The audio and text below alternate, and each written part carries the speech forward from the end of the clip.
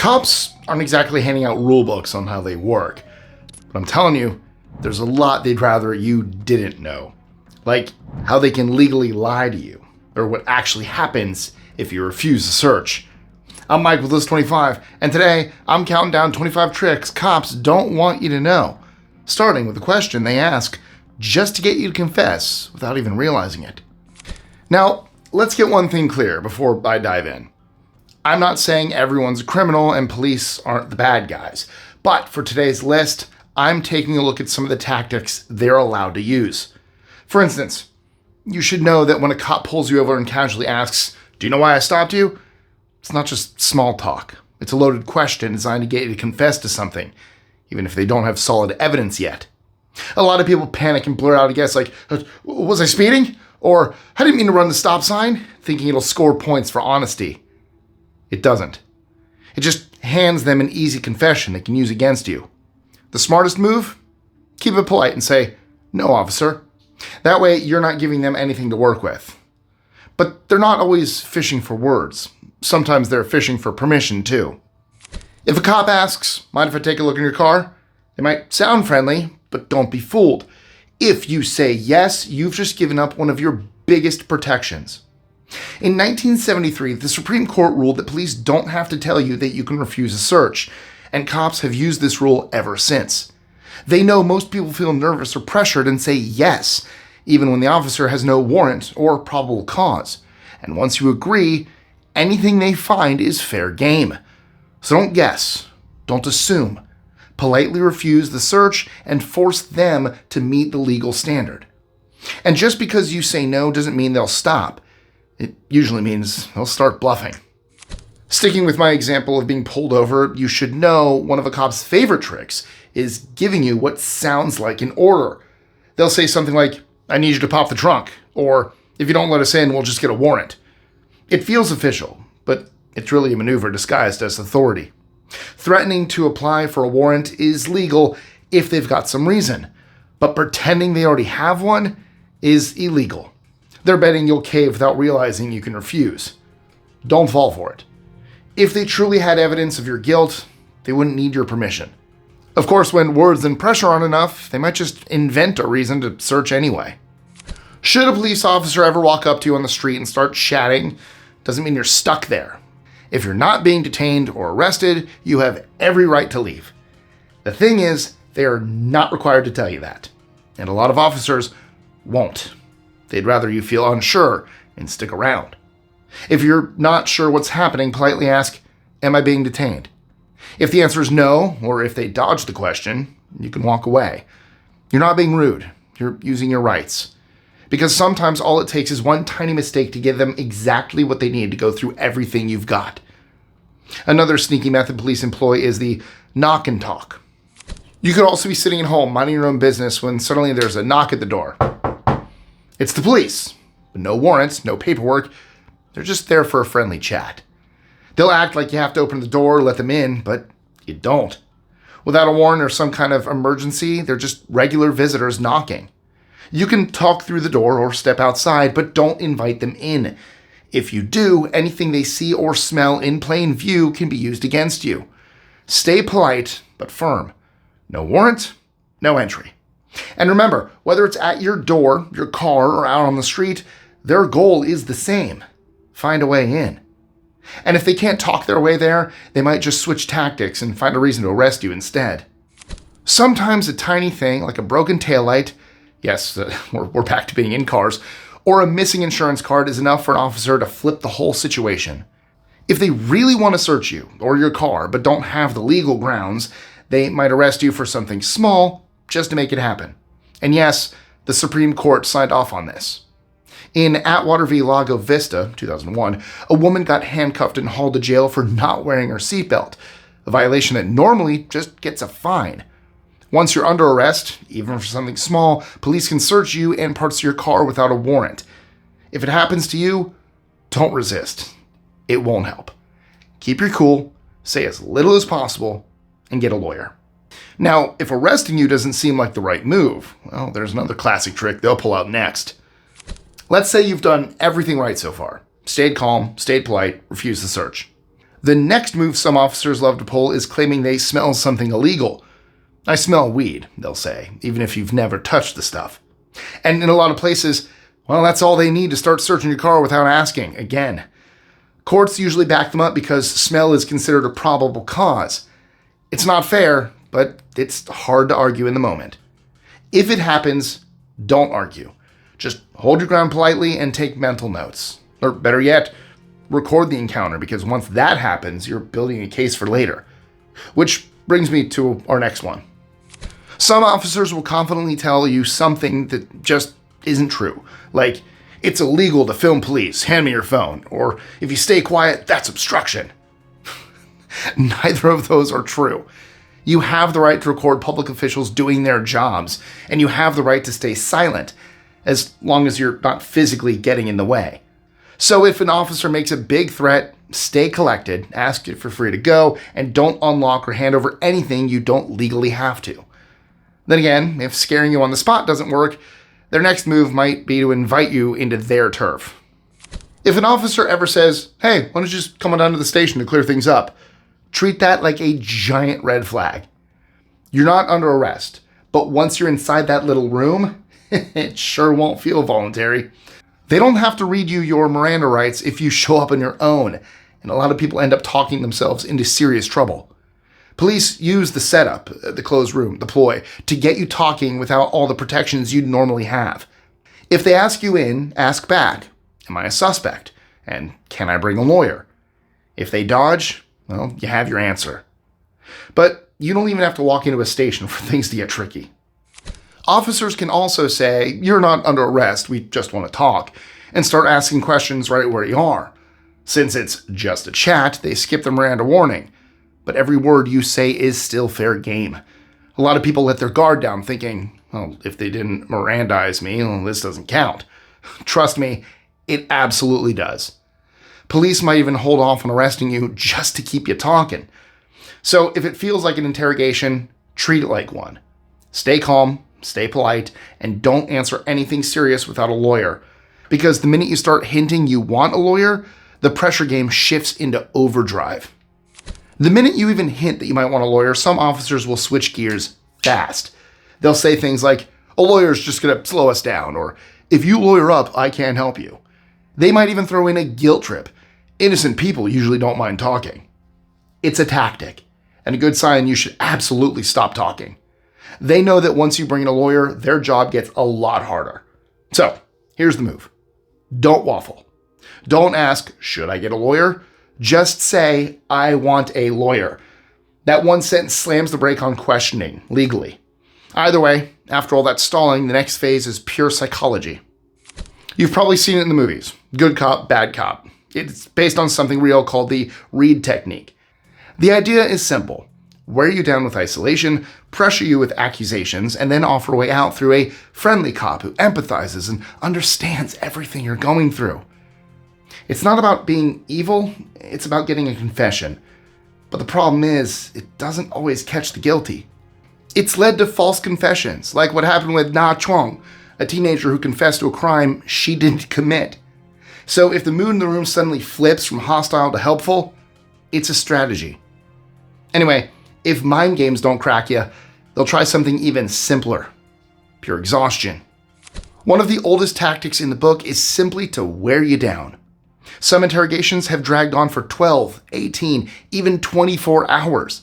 And when you're exhausted, stressed, and desperate to sleep, you're a lot more likely to say whatever you think will end it. It's not some movie stunt either. DNA exoneration studies have shown that plenty of false confessions started with endless questioning. The longer they push, the more your memory and judgment take a hit. If you ever feel trapped in a room like that, you have the right to end it. Say, I'm exercising my right to remain silent. I want a lawyer. Then, stop talking. However, once you're tired enough, they might change their tune and offer you a so-called way out. You'll hear things like, help yourself out by confessing, or if you cooperate, the judge will go easy on you. Now, if you're in a heap of trouble, that might sound very tempting. But here's the catch. Police officers can't actually guarantee you anything. Only prosecutors and courts decide what happens, not the officers doing the questioning. Any promise they make isn't binding, and once you confess, you've handed them exactly what they need to charge you. Moving on, here's something a lot of people don't realize. Police officers are legally allowed to lie to you. A lot of people don't realize that here in the US, police are legally allowed to lie to suspects during interrogations.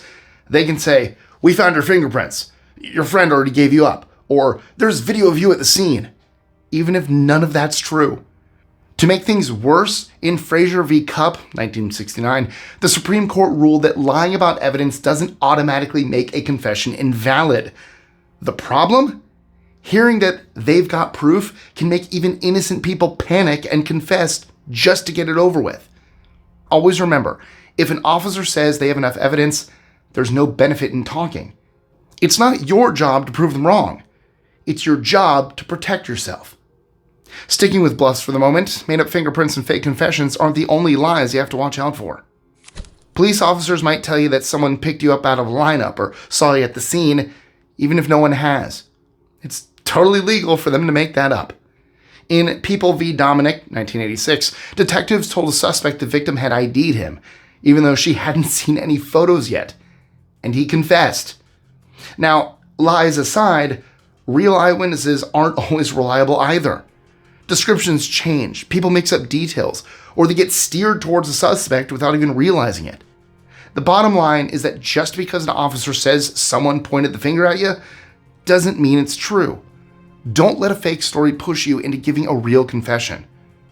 And they can lie about your friends too. They might casually say something like, "Your friend already told us everything," like it's no big deal. Suddenly, it's not just about you anymore. You start worrying about loyalty, about who's saying what, about saving yourself. And that's exactly the point. In People v. Dominic, detectives decided to go with this move, telling a suspect that his cousin had confessed. He hadn't, but just hearing it got the suspect talking. It's not just lying, it's playing you against the people you trust. Okay, let's talk about how even the way they ask a question can back you into a corner. Not every question is innocent. Some are designed to steer you toward a certain answer without you even noticing. They'll ask you things like, "Did you see the man in black and white overalls?" Not "a man," which quietly suggests that guy definitely existed. Loaded questions are even trickier. "What time did you leave in the getaway car?" assumes you were even near the crime. These setups are built to box you in and make you confirm details you might not even know about. If a question feels strange or unfair, that's your sign to slow down, think carefully, or better yet, keep quiet. Unfortunately, not every threat wears a badge or asks official questions. In serious cases, police sometimes plant an undercover officer or informant right next to you, in a jail cell, on the street, or even at work. In cases like these, you might think you're venting to another regular person, but every word is passed straight back to the cops. And it's perfectly legal. In Illinois v. Perkins, 1990, the court decided that Miranda rights do not apply when a suspect unknowingly speaks to an undercover officer. It's a sneaky move because you don't see it coming. The rule here? If you've been arrested or you're caught up in something serious, don't discuss anything with anyone you don't absolutely trust. However, when the police can't reach you directly, they might reach out to someone you'd never suspect. If someone in your circle gets into trouble, police might offer them a deal. "Help us and we'll go easy on you." That could mean wearing a wire, forwarding your texts, or just quietly reporting what you say. In Hoffa v. United States, 1966, the Supreme Court made it clear. If you share something willingly, even with a friend who's secretly an informant, it's fair game. It's a tough reality, but once a secret's out, you've lost control of it. So if someone you know suddenly gets a little too curious about your business, be cautious. Trust matters, but so does knowing when to keep quiet. Since I've covered how people close to you can turn informant, let me talk about how total strangers can do the same thing without ever meeting you. I've covered how strangers in jail cells and even your own friends can turn on you, but what about people you've never even met? These days, you don't need to be sitting across from someone to get set up.